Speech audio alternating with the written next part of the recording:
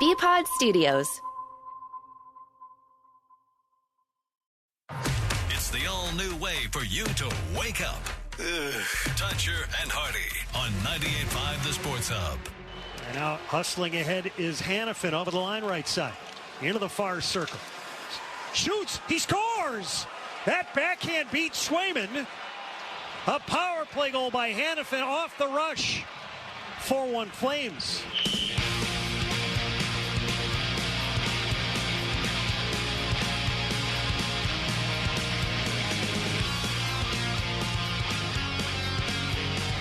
That, ladies and gentlemen, is the sound of last night's Bruins experience. Was not like most games that they've played. As last night they lose 4-1 to Calgary at home. Billy Jaffe was there. Not fun. No, this hour of Toucher and Hardy is brought to you by FanDuel Sportsbook. Make every moment more with FanDuel. Billy Jaffe is a Bruins analyst for NESN, and he's delivered by Granite City Electric's GCE Night Train. Electrical contractors, get on board the GCE Night Train. Order your materials to be delivered overnight to the job site the following morning and save time and money. Go to GCEnighttrain.com. Billy joins us in studio. So, Billy, good morning. Good morning. I just want to get to this.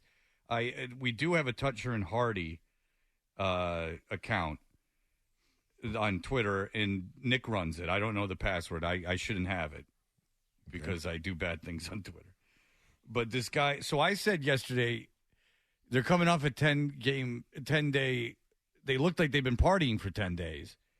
That said, the Chip says Fred doesn't know a pick from a baseball glove. The fact that he even thinks he knows anything about hockey is laughable. Hashtag Fire Fred, which, by the way, is trending nationally. Why is that ridiculous? They looked like a team that had been partying. It looks like that's the worst they played, in my opinion, this season. Or up there. Up there with it. Yeah, no, it's right. It was right up there. They couldn't get going at all. Yeah, they did not have it. They never got to their game. That's an understatement. They were a half a second behind or a half a stride ahead. You could tell guys fighting the puck early on in the game. You could see that they were trying, but they just could not make it happen. And then Calgary was on top of them at all times. And 10 days ago, guys, they were playing a team, when I say the equivalent of Calgary, and actually Philly's got more points than Calgary. But the Bruins took the life out of them with how they held on to the puck, how they got it behind the net, how they made things happen, right? I mean, a couple of players were outstanding in that Philly game to end the run before the break, and everything was going in. Now nothing went in, and the Bruins got absolutely, not even frustrated. They just got absolutely beat down by a team. Listen, Calgary comes in. They're starting to trade some players because they're a middling team. But they're carefree, and the Bruins couldn't get over that. They just couldn't in that game. And I'm going to say, would it surprise me if they came out tomorrow night and handed it to, when I say handed it to, beat Vancouver, who's the only team above them in the NHL? Wouldn't surprise me at all. It wouldn't. But they felt that they had 2 great days of practice before. They did. They felt like, okay, they're excited. They come back. Who felt that way?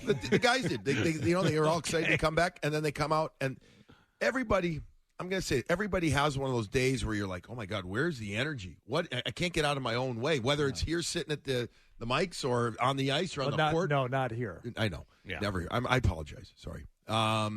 Anyways, they've got to be better. They know it. There was nothing to talk about after last night's game. Yeah. There were weird things happening in that game that you don't see from this Bruins team and haven't seen even before Montgomery. I think it was the second goal, the odd man rush, where you pointed out, I think, in the intermission, Billy, where everyone was kind of like bunched up in the offensive zone, and they had kind of collected in one spot, and you just need like at least one more guy back to avoid that.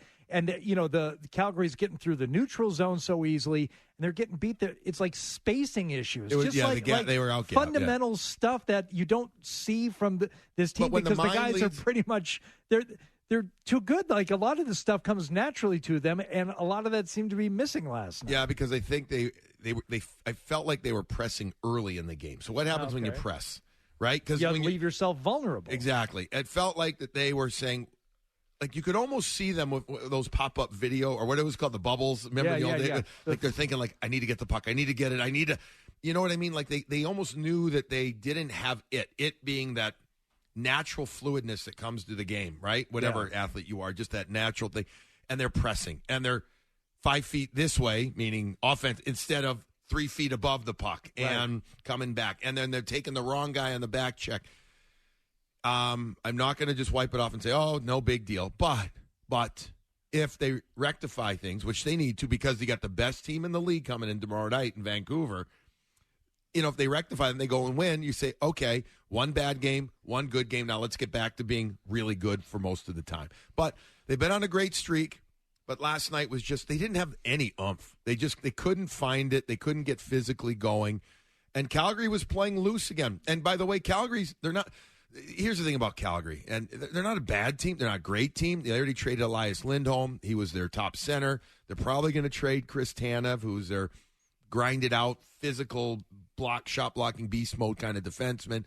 Probably look to trade Noah Hannafin when it's all said and done. Meanwhile, those guys, though, they come in here with some energy because they called up 2 kids from the American League, 2 vets actually, and then they made this trade for the kid from Vancouver. Point is this, they were coming in and just kind of like playing, hell, let's go with it hockey. Yeah. Okay, you so can tell.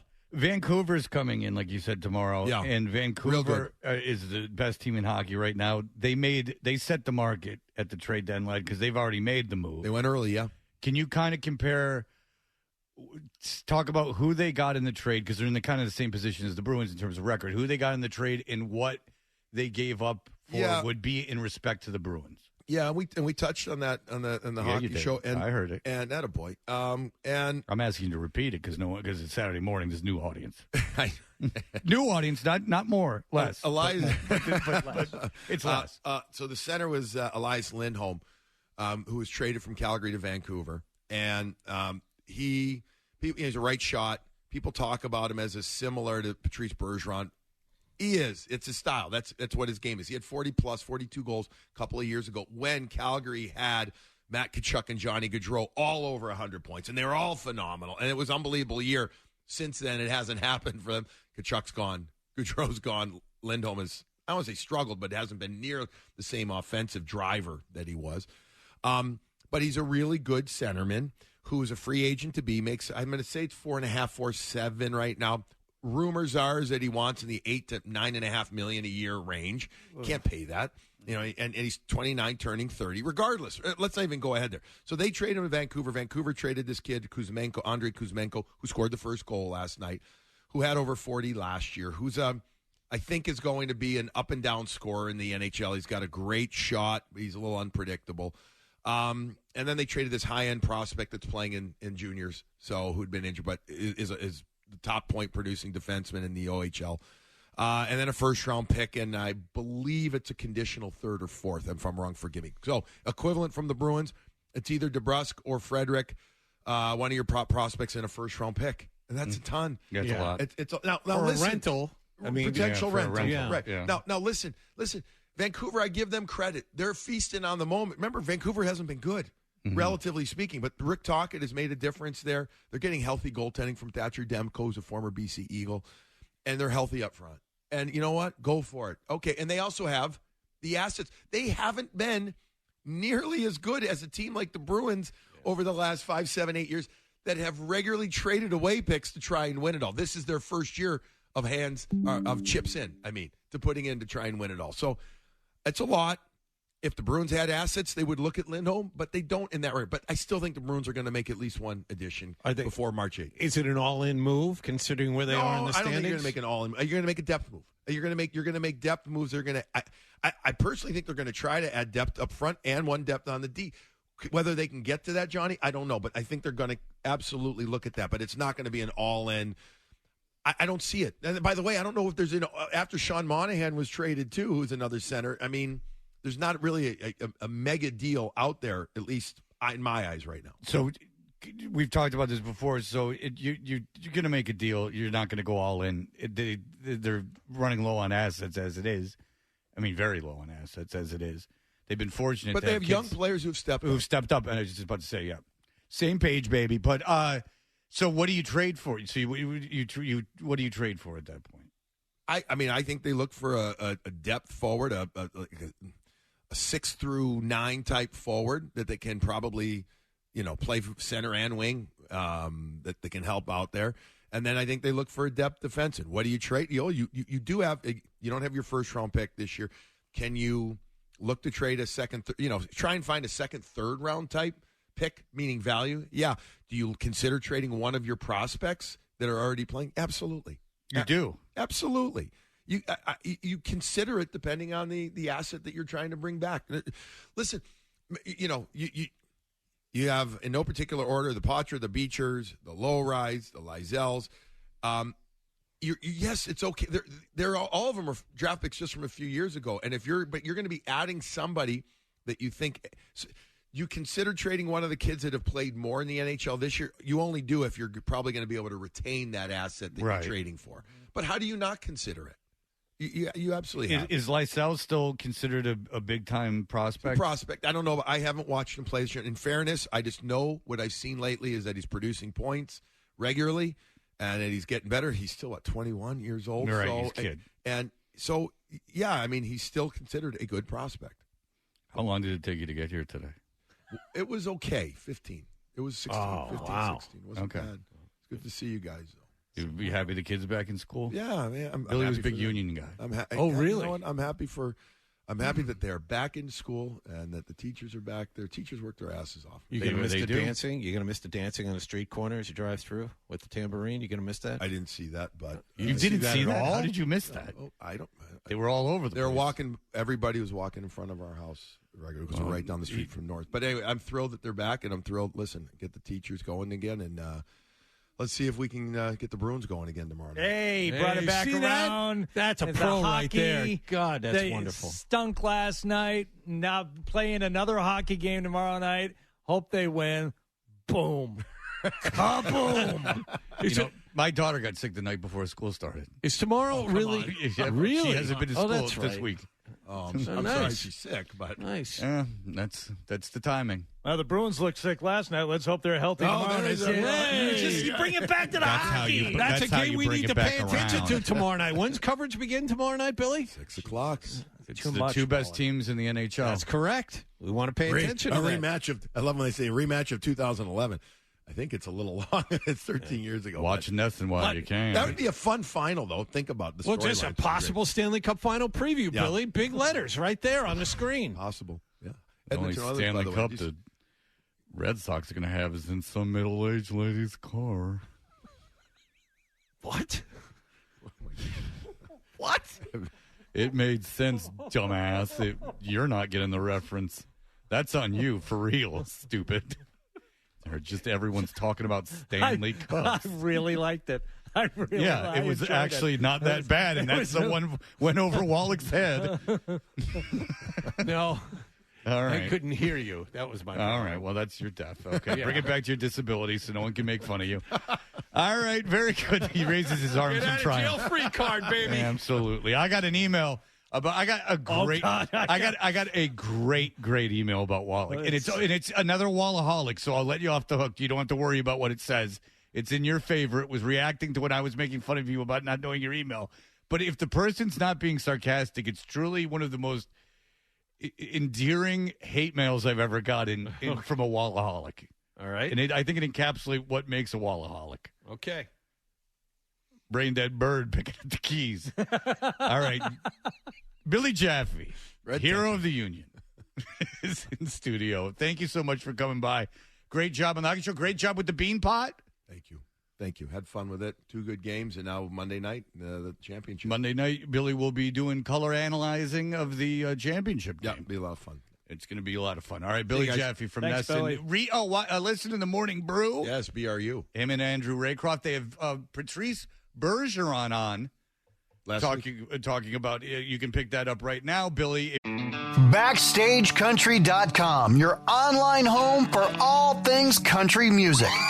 Lainey Wilson is on a roll. She's delivering great music and teaming up with some of country's hottest acts. Text Lainey to 45911 to see which 4 Lainey Wilson collabs have us talking at BackstageCountry.com. Text Lainey to 45911 to get a link to the list sent right to your phone from BackstageCountry.com. You don't think I'm a friend? I know what you are doing. You are. All right, we'll be right back with those emails. You know, I got an idea for a bit. He's away. The email bit. We should do the email bit. It's a great idea. Let's do the email bit.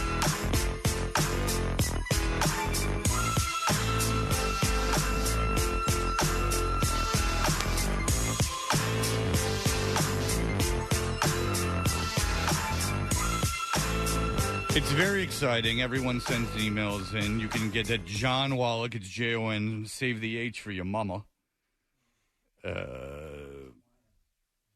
And Jon at 985thesportsup.com. So there is a video. Nick has been making good videos. They're good videos. Our social media has taken off.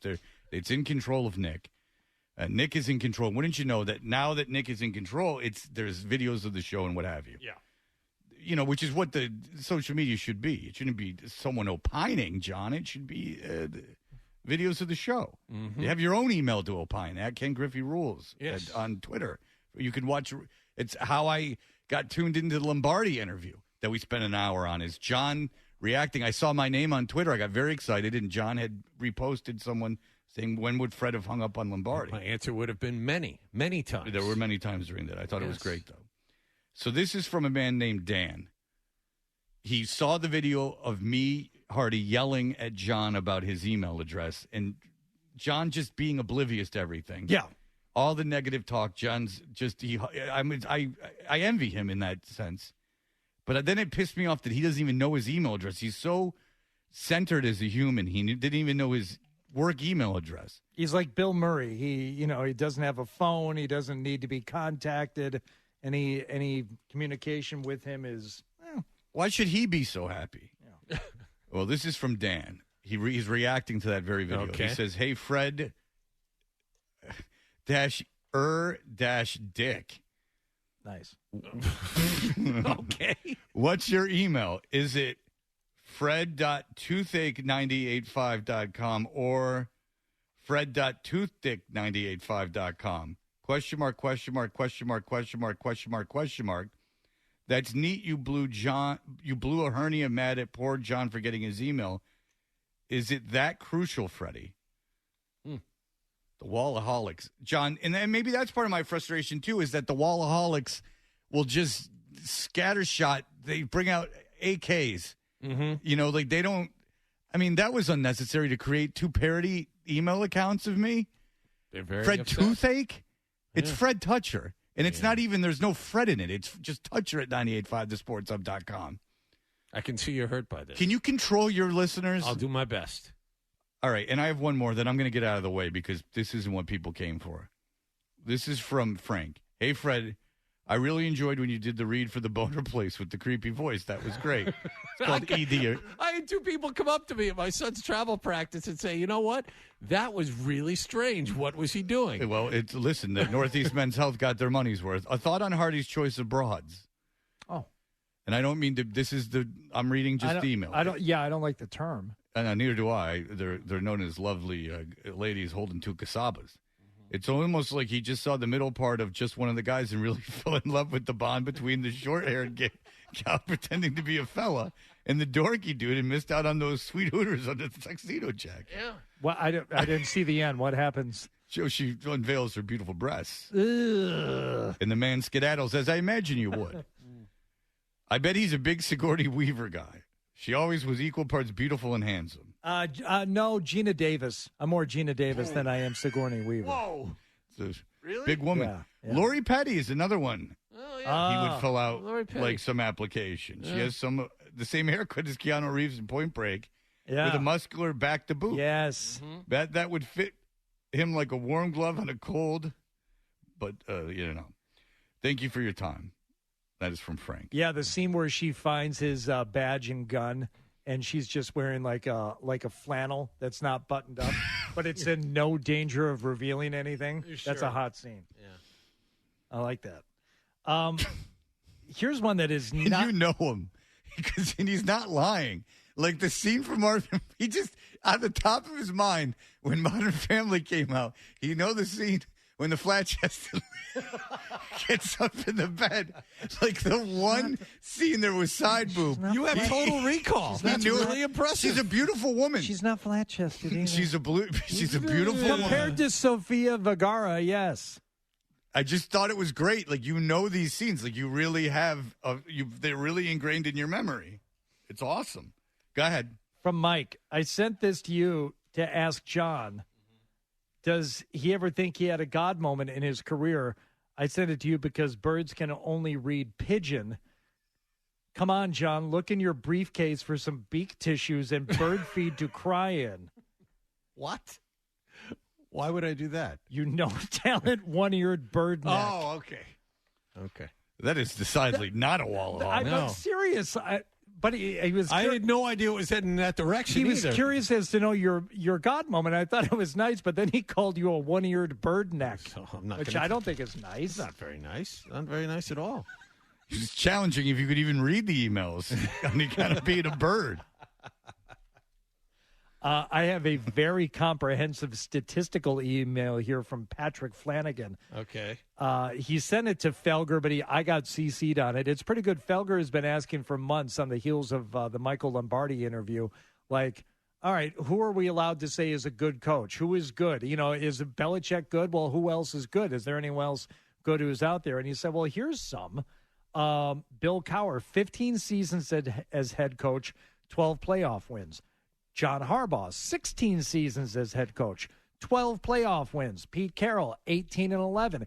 Andy Reid, without Mahomes, 19 seasons as head coach, 11 playoff wins. He goes on and on with all these different coaches and then throws in at the end Bill Belichick, 11 seasons as head coach without Tom Brady, 1 playoff win. Yeah. And if you look at Cowher, look at who are his quarterbacks. Like Neil O'Donnell went to a Super Bowl. Well, Rex Ryan, he has listed here, 8 seasons as a head coach and 4 playoff wins. I don't get why Rex Ryan, every time I see him on TV, Rex Ryan really knows a lot about football. Like, I find him to be a very impressive guy. How many playoff wins with Sanchez? 3? 2 AFC championship games Right. with Sanchez. Yeah. So, I mean, at least 3, if not 4. Yeah, all like 4 with Sanchez. Like Sanchez is like they put Brock Purdy and they compare him to different quarterbacks in terms of what his achievements.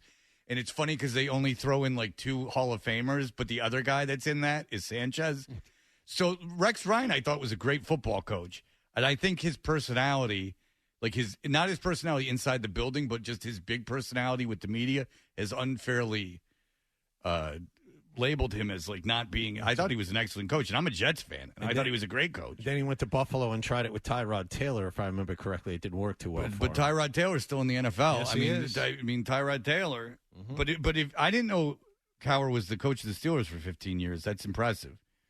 And was Bubby Brister a Cowher guy? I think Bubby Brister was a Cowher guy. I thought Brister came was at the end of Noel. No, yeah, that was Noel. That was right after Bradshaw left, I think. Okay, so was Neil O'Donnell into Ben Roethlisberger out of Miami of Ohio? A risky pick by the boys in black and gold. No, because he was...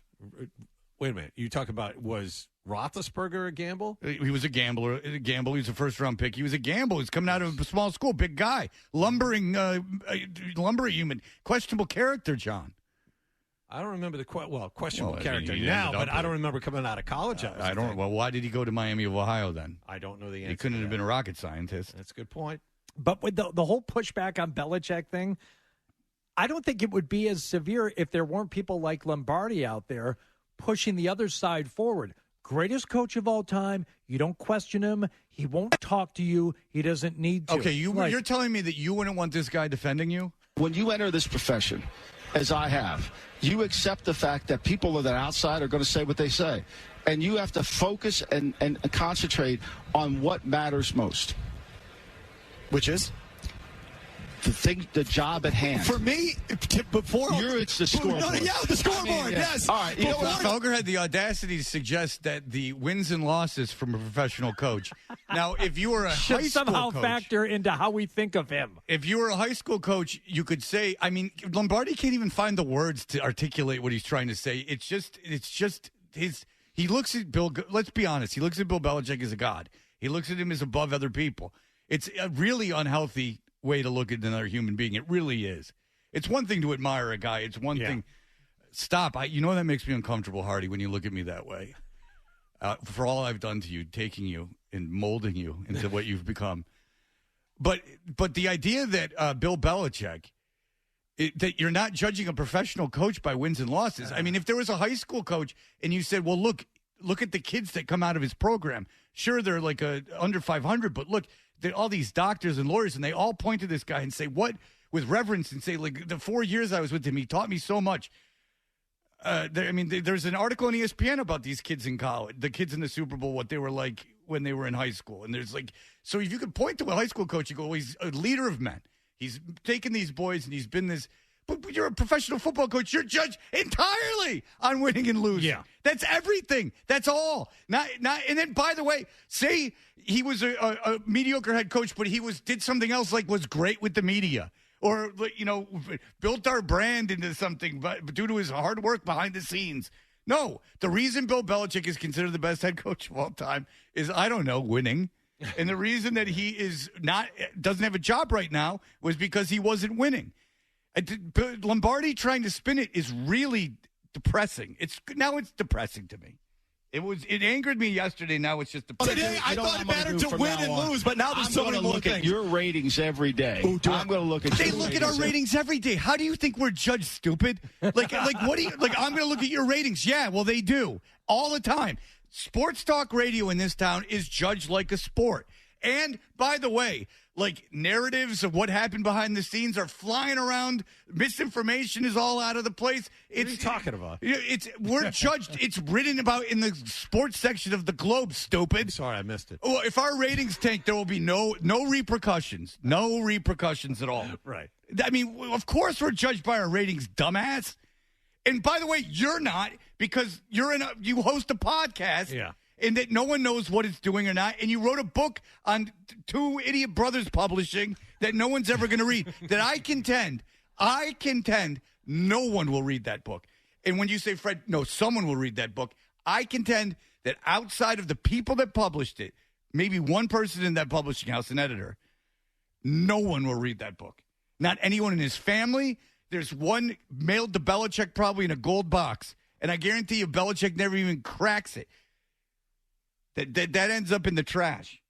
In fact, someone go out and get on his ring cam and go through his trash and see if the book's in there. And then send a picture of his book in the trash and send it to Lombardi so he cries, commits Harry Carey. Do you want to see the ones that came out yesterday? I want to see if you take a dip and through do the all roof, that. baby. Well, yeah, and I'm then, sure. And then when we scoreboard, I'm sure. All right, dude. Like, you know what? This is what Felger does for a living. He's a Boston sports talk radio host. He's had the most success at it as anyone has. So how about not talking down to everyone? No, be like me and punch up. That's a tall tale. You got to punch up. A tall order. The only if you're savagely boring, then there's a chance I might innocently hang up on you. But all I ask from an interviewee is don't act like you're so much better than me. Like when Bill Burr busts my balls on the air, it's funny and I respect them. And if it's funny and entertaining, it's great. But if you're just talking down to me and you're just some schmo, you're no better than I am. Why? Because you were in the same building as Bill Belichick? And we went through the whole thing with Felger's relationship with Belichick. And it was good of Felger, I guess, not to just go like, dude, like I know the guy really well. Like, you never met him. Well, no, I actually probably know him as well as you do. Yeah. And it was around the same time. Actually, I've known him more recently than you have. I wasn't in the building. Well, I was in the building. Okay. Well, what was the relationship with the owners like? I don't know. I'm there. Yeah, whenever it doesn't fit his narrative. And and he says it all the time. He said it on Mad Dog, too. He's like, I'll always admit this or I'll say this. No. You don't know anything about Mac Jones. You don't know anything about the ownership. You don't know anything about his losing season. And yet you insist on being superior. And the whole reason you're on Felger and Mads is your dopey relationship with Belichick, and they knew you were going to act like this, you dumbass. I didn't know it was going to be this kind of interview. What did you think it was going to be? It's about football. They didn't ask you about the war in Israel. Like, they didn't go, like, where do you stand with Israel? Like, they didn't hijack you. They didn't Shanghai the interview. They didn't ask you about, like I said, a DUI in 1984. They asked you about football, dum-dum. And for an organization that you base your whole life on working for, that you walk around with 2 dopey Super Bowl rings because you were a coffee assistant, dum-dum. I can't stand that guy. I couldn't stand him before that interview, and when people act like I think they are, it really is depressing. Unless it's Eddie Money, and then it's great. All right, we're going to be back. I've gone on too long. I'm dominating the microphone. What's coming up in the stack? Oh, so much to get to, Fred. Some of the stories come from Las Vegas, and a couple that here, I don't know. We'll figure it out. For someone who wanted so many teases, these are very poor teases. Well,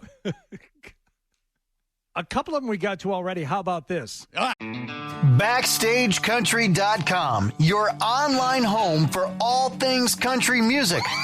Wondering who made our list of the top 5 all-time queens of country music? Did Carrie Underwood make the cut? Find out now when you text Queens to 45911 and scroll through the list on BackstageCountry.com. Text Queens to 45911 to see the talented artists who rounded out our top 5 list. How about this? Yeah. Something that none of us want from an artist we all love. Okay, now we're cooking with gas. Now I got it. All right, we'll be back. Here are the headlines. In the office, in your car, in your footy pajamas, this is how Boston sports fans start their day. I bet you're just jealous. Toucher and Hardy on 98.5 The Sports Hub. We know what you're thinking. What could I possibly have missed from the show? It's time for The Stack on Toucher and Hardy. All right. This hour of Toucher and Hardy is brought to you by FanDuel Sportsbook. Make every moment more with FanDuel. The Stack is brought to you by Best Ford in Nashua. Looking for great deals on a new Ford? Go to the Best First. That's Best Ford in Nashua. For more info, head to bestfordofnashua.com. Go ahead. Well, gentlemen, we, John and I especially, Fred, I think you are also a fan of Prince, His Purple Highness. Apparently a stage adaptation of Purple Rain will premiere in the spring of 2025 in Minneapolis. Now, according to the former Prince manager, Prince talked about adapting Purple Rain for the stage for years. Prince talked about doing a lot of things over the years. He had big grand plans, and if you read the book that was written by the guy who was actually hired to write the Prince biography and was meeting with Prince and working with him at the time when he died, yeah, there was a lot of stuff Prince wanted to do, and some of these plans were just so far-reaching and just not rooted in concrete that they could never be accomplished. This one, though, seems like it would have come off, and it is coming off. So they are going to adapt the movie Purple Rain. They're going to make it into a stage production. They hope to take it to Broadway, but it will premiere in Minneapolis, spring of 2025. By the way, the soundtrack for Purple Rain, I was reminded when reading this article, was #1 on the Billboard 200 for 24 weeks. Really? Jesus. I mean, that was... That gets kind of lost in the Michael Jackson shuffle. Yeah. Yeah. #1 for 6 months? Jesus. And one of the reasons why I think Prince didn't necessarily want to show up at We Are the World, he wanted to show up and do a guitar solo, and they kept asking Sheila E., hey, can you get Prince here? Can you get Prince here? And he just kept ghosting her and saying no, and finally they just, she left, and he, of course, never showed up. Yeah, Hardy's referring to a documentary that's out about We Are the World, which has the sad...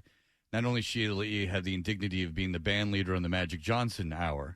That's right. She also was invited to We Are the World. I forgot about that. But listen to this indignity. So they invite her to We Are the World, and they keep asking her about Prince, and then she realizes they don't want her to do anything, so they just send her home. Well, I think she left. No. She says, like, they pretty much told her they didn't need her anymore. Well, she wasn't going to get a solo. Well, she wasn't going to get a solo, but they told her they didn't need her anymore. Like it became obvious to her that she did not belong there. Can I tell you the one big unanswered question in that documentary? Why was Dan Aykroyd there? The only mention of it is one of the producers, and it was a woman I think who was working either with Quincy Jones or with Lionel Richie. One of the organizers of it said, and I wanted Dan Aykroyd there, so we got Dan Aykroyd. He's the only non-musician standing there. Oh, clearly okay. You did not see the Blues Brothers, my friend. Okay, so you're going to listen to Soul Man, a Rubber Biscuit? The way that they took black artist and they were white comedians, so then it was cool?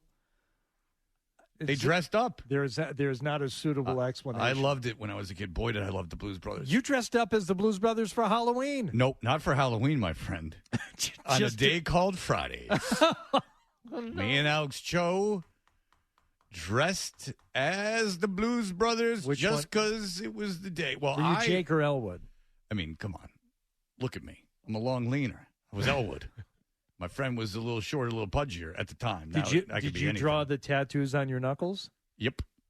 You did not. You did? Yep. Did you carry a briefcase with a harmonica in it? I couldn't. Like my dad would let me have his briefcase. Oh. Have you treated your kids to the stories about about your relationship with your father and told them how much things have changed? It's been a real eye opener for them. They can't even conceive of it. My daughter barely remembers my dad. She says she does. I don't know if she does. My son certainly doesn't. But I tell him, I'm like, I don't mind it, and I'm not asking you to thank me, but this thing that we're doing right now, this never happened. With me and my dad, there was no. Yes, just talking or taking you to a movie, just the two of us going to the movies. Like that wasn't a thing. And being I'm not in the saying car because with my father, it's not because I had a terrible, childhood. That was everybody's childhood. No, it was everybody's. Like your dad didn't drive you anywhere. No. Like you weren't in the car with just you and your dad. Like that never happened. I told you about the weird time that my father took me to see Richard Pryor live on the Sunset Strip, the movie. Yeah. And I was, 11. I mean, that's not a comedy routine for an 11-year-old. Yeah, but your dad just wanted to go. And your mom was probably out of town. Me. Yeah, and he probably got saddled with you like the one day of your life. The one day of your life that your dad had you, and he couldn't even handle it for that day. He had to take you to that.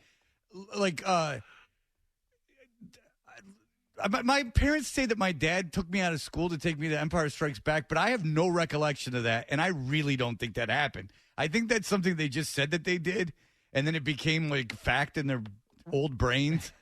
Like they're like, because my mom's like, well, by the way, this is like the thing that my dad did, right? Like, oh, your dad took you to Empire Strikes Back when you were like 5. First of all, I don't think that happened, and second of all, like, okay, and like what else? Well, he did that. I mean, he took you to the movies once. I remember one time my dad, when he was at Kmart on Christmas Eve buying my mom's presents, fancied himself, bought me a Weird Al, and now John would love this, but bought me a Weird Al vinyl record. I've heard this story, yes. Well past the time of vinyl. Before it came back again, too. Like, my dad was buying vacuum bags and tennis balls for my mother so she'd have a heart attack on Christmas morning and start yelling and screaming and storm out of the room. My father had put no effort into that, but while he's putting no effort for my mom, he said, oh, this is $1. I'll try this and wrap it. Hey, Lynn, wrap this for Freddie.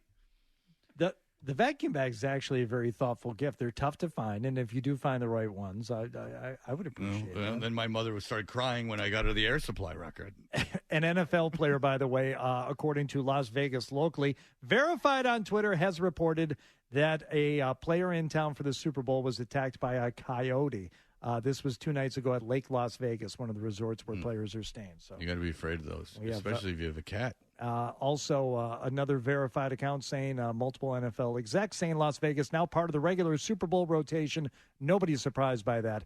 L.A., Miami, New Orleans, Tampa expect the Super Bowl to be back in Las Vegas soon. Yeah, hopefully. I love partying. All right, we'll be back with our new and improved crossover where Hardy gets to talk to his friends again. I'll stop you when you're lying. That was the BackstageCountry.com, your online home for all things country music. Award-winning movies often have incredible soundtracks, and many of those have gone on to become country gold. We've picked our top 5 country songs that have been nominated for an Oscar. Text Oscar to 45911 to see if your favorite made the list on BackstageCountry.com. Text Oscar to 45911 and we'll send the link straight to your phone. Start out. Oh. It's the all-new Dodger and Hardy. Whatever, man. On 98.5 The Sports Hub.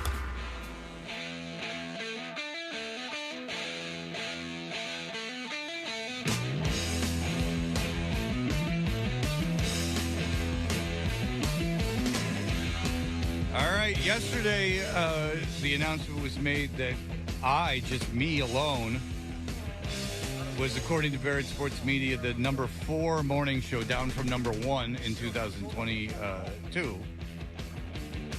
Well, we are now talking to the number 1 major market midday show, according to Barrett Sports Media, and it was a runaway hit. And we congratulate Mark, Scott, Hardy, and all involved with 98.5 on the well-deserved recognition, as well as all their midday shows.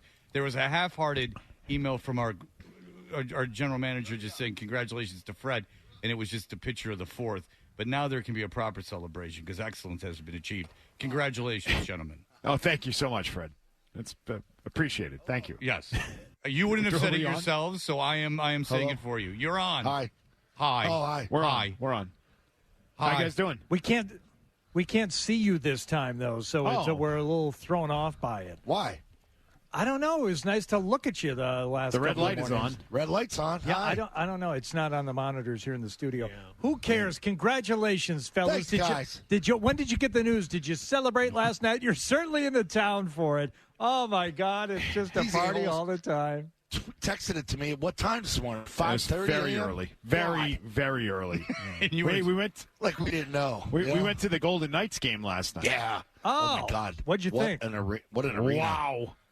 I think it's very different than what you get in Boston. That's for sure. I would equate it to an Atlanta Falcon game. The same presentation. It's jock jams playing. They have cheerleaders that run up and down it during every break. And it's almost like a AA baseball game. And that's a team that won the Stanley Cup. Oh, wow. So it's like a JV kind of situation. Well, JV. Like a 2-year-old fan base. With a bigger budget. JV in the sense that the types of activities they do are not traditional for what we're used to, but in terms of like how they blow it out and what it's ridiculous. Like they've got actors out there sword fighting on the ice lights up before the game starts. It's like Star Wars. They have lightsabers and they're battling at mid ice. It goes on for 10 minutes before the game. They have like a giant like head armor drops out of the ceiling onto the ice, like the size of the Patriots helmet that they blow up. It's got red eyes, and then they skate out of it. It's ridiculous. The team skates out of it? Yes. They lay it down on the ice. It drops from the ceiling. It's suspended from the ceiling. They drop it on the ice. And these guys come like up the tunnel, through the bench, and then they skate through it onto the ice like it's a football game. They do this every game. I can't imagine these poor players having to go through this every game. Now, if you say you lived in Vegas and you were going to like 5 games a year, would you just be over it like after the first time? Or I don't know. They seem to be digging it, man. They play hard, man. They're fun to watch. Great arena. Oh, great arena. Yeah. Good time. All right. Well, look at you. It'd be guys. awesome if you were a Bruins fan and you made a trip out here for that. Yeah. Did you see the Ghost Man? Did you see the Ghost Man? No, ESPN game last night, so he wasn't working. He's too busy with that cover band. How was Wallach today? Just fine, Zoe. How are you? Good, buddy. Good to talk to you. Glad you're present and accounted for, and you were ready when the microphones got turned on. Well, I'm ready to go. Wow, that's a shot. Well, Fred wants to do the crossover. Shot across the bow. I do want to do the crossover. I know. I think it's good. I think it's fun. All right. Anything we should know about today? I know the fun times. Oh, wait. We're loaded with guests today. Jim McMahon, Rod Woodson. Who else? Who else do we have? You got it. All kind of people. All right, kinds of people. The people are. Thanks, Zoe. I'll tell you, they like Vegas. The people like Rod Vegas. Woodson's coming with a DEA agent. What? I'm not really sure what that's all about, but we're going to talk to him and his DEA agent showing up. What'd you say? Uh-oh? Uh-oh. Oh, yeah. Ask him if he knows O'Connor. My uncle is a DEA agent. Joe Mazzulla today, by the way. Joe Mazzulla at noon. He's going to call in. All right, very good. Enjoy yourselves, gentlemen. Have another great show. That'll do it for us. Everyone have a wonderful day. Bye.